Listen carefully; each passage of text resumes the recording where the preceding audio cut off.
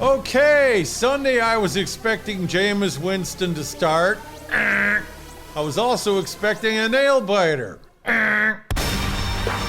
It's time to talk Saints football with your host, the one and only Steve Wiley. Welcome to Steve Wiley's Saints Minute. Hey, you see this picture over my right shoulder? One of those guys owns the Atlanta Falcons. The other one's Arthur Blank. Wow. I mean, just what can you say? All I can say is, wow. Was that a crazy game in the Superdome on Sunday? I guess you're not going to trust me on predictions if you're a gambler, huh?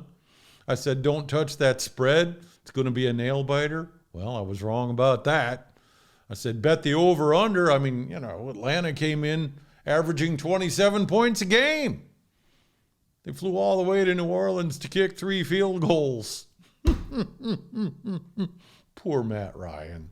No, I do not feel sorry for him. Am I sounding just a little bit cocky and full of it? I can't help it.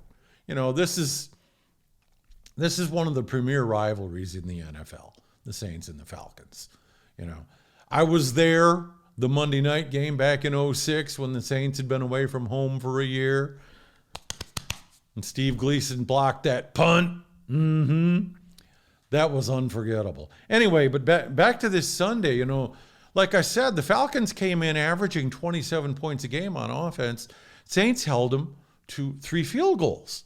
Now, in the Sean Payton era, the thing the Saints have been famous for is offense, not defense. In recent weeks, they've held 2 high-powered offenses under 10 points. Tom Brady's Buccaneers, a field goal. Look what they did to Matt Ryan this Sunday. Sacked him 8 times, picked him off twice. He went 19 of 37 for 200-something yards, no touchdowns.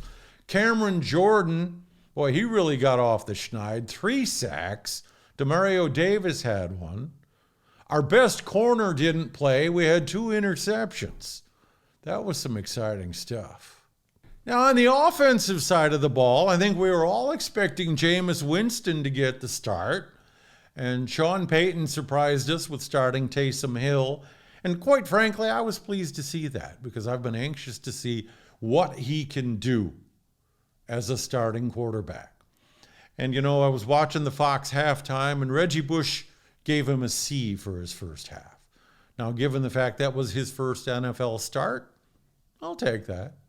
Rest of the game, he really picked it up a notch. You could see his confidence growing as the game went on and on and on.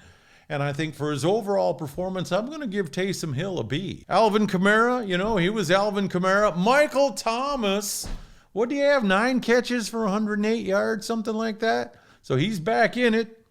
You know, Emmanuel Sanders had a good game.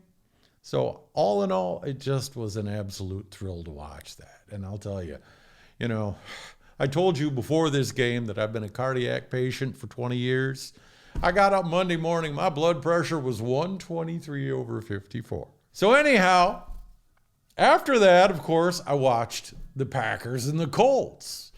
Now that one, if I was a passionate fan of either of those teams, that might have raised my blood pressure a bit.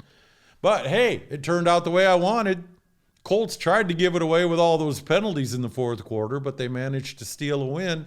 That makes the Saints, at the moment, the top seed in the NFC. This fuels a lot of speculation. Okay, the Saints right now, yeah, I mean, they're the number 1 seed in the NFL as it stands. Now, do they deserve to be? The way they've played up to this point? Absolutely. Now the question is, can they sustain this? You know, the first NFL game I ever attended was an AFC Championship game at Mile High. And that's where the Saints are headed this Sunday. Saints Broncos on the road. We'll be back to talk about that in a couple days.